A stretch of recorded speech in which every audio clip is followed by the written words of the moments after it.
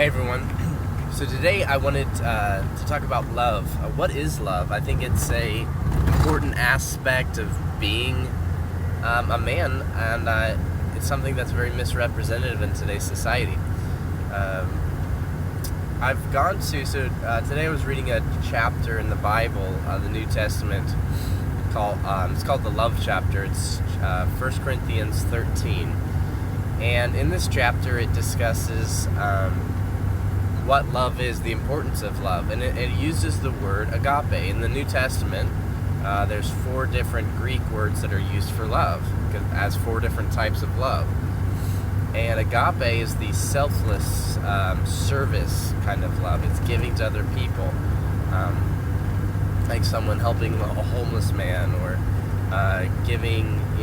helping your neighbor move their house. Just things that are not necessarily readily going to give you immediate benefit. You're doing sacrificially for someone else.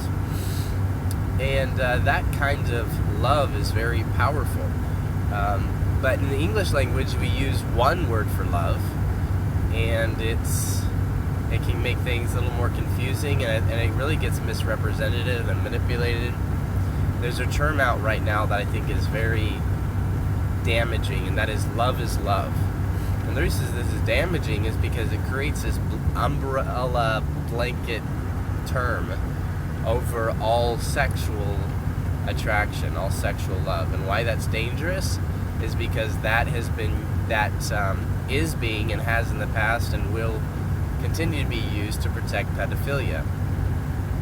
As men, again, we need to stand up for the innocent and the weak, and a pedophile has no sexual rights to a child.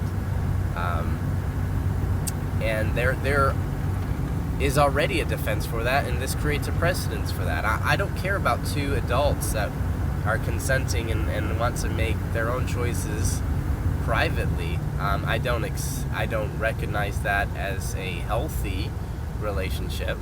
But that doesn't mean my opinion doesn't necessarily stop them from doing anything they want to. And I'm not going to stop them or try to stop them from doing what they want to do. But what I don't condone is endangering my own children. That is not something that I'll ever support, and I will fight that. So that's one of the many ways that love is abused in today's society. Disney's really destroyed this term of serving other people and turning love into just this feeling. Feelings are very fickle. You can't always rely on them. They're great motivators for in the moment, but they're never a long-term source, a reliable source of any kind of motivation or decision-making process. In fact, I'm convinced some of the most ugliest, horrific atrocities were done based on emotions. So back to the topic of love, I think this is really important for men to understand, especially understand agape love. Jesus gave the number 1 most important commandment in the entire Bible was to love the Lord your God with agape love, service, and to love your neighbor as yourself. Again, using that term agape. We need to understand this form of love and to use it in the way we communicate, in the way we treat other people. As men, as leaders, we need to be very aware of what service looks like and serving other people. And that requires love, and that requires love for other people. So the reason I have a story for what kind of brought some of this topic about. I saw someone's Facebook post this morning. A friend of mine posted what I originally thought was a great post. It was short, but it was very to the point and kind of showed how evil the murder of a child is, and the stark contrast of a mother who is pro-choice and has a child only because the child's convenient, and that child knows that if it's not convenient, then it would have been murder. That's a pretty damaging psychological approach. You know, if a child's being raised by a mother who's pro-choice. Now, some of the aspects of the post, though, really kind of demonize the other side, and there's a nice lady that commented, and it was a long and really heart-gripping story of how she had an abortion as a teenager. She carried the guilt of that. She tried to kill herself the next day. She was confident. She said she was confident if an abortion hadn't been so readily available, she never would have done it. If she carried the guilt not only for herself, but also for taking the boy from the father.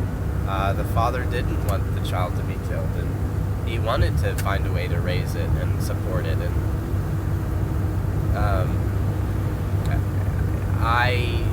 And honestly, that is an aspect that I hadn't thought of before myself. And so she's just talking about all this enormous amount of guilt and pain that she's come from having an abortion.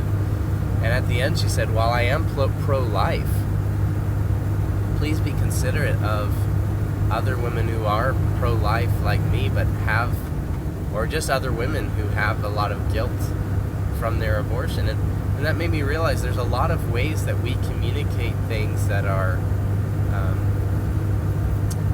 just, maybe they're true, but they're not said in the most loving way. Now, sometimes there are things that require extreme honesty, and not just honesty, but directness. If I have a child that's running into the road, I'm going to scream and yell, and while I'm screaming and yelling for them to get out of the road, I'm going to be sprinting as fast as I can to grab them if a car is coming. And if there's no cars on the road, I'll be less frantic, because if there is a car on the road, then I'm just going to be doing everything in my power to get to that child and yell at them to get out of the road. No. But then if they're not anywhere near the road, I'm just going to warn them, hey, in a kind way, but hey, you need to stay out of the road. There's traffic, there's cars going down this road. Like, there's different circumstances may require different levels of intensity, but the majority of the time, we're not back to back, facing incredibly intense situations. And the majority of the time, you can vary temper. And both of those scenarios, by the way, are motivated by love. My love for my child. I don't want to see my child injured. And so we as men, if we don't temper what we say with love, it can really become across much more harsh than what I think we intend. And we need to recognize that we have a tendency to be maybe more gruff, more direct.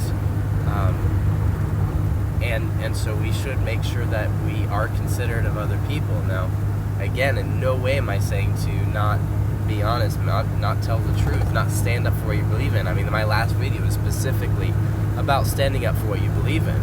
But in doing that, let's not demonize the other side and make them just all this blanket group of terrible people that just hate everything and hate life.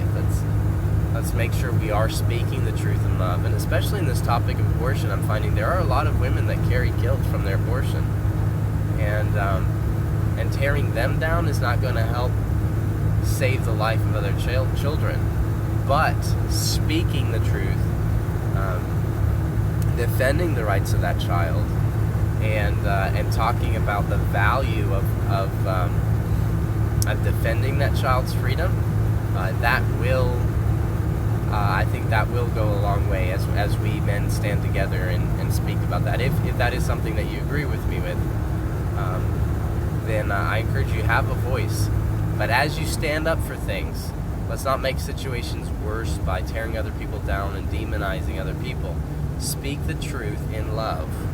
And that doesn't mean worry about other people's feelings, but that like you're just trying to hurt other people's feelings, or I don't want to say anything about this at all because this person might get upset with me.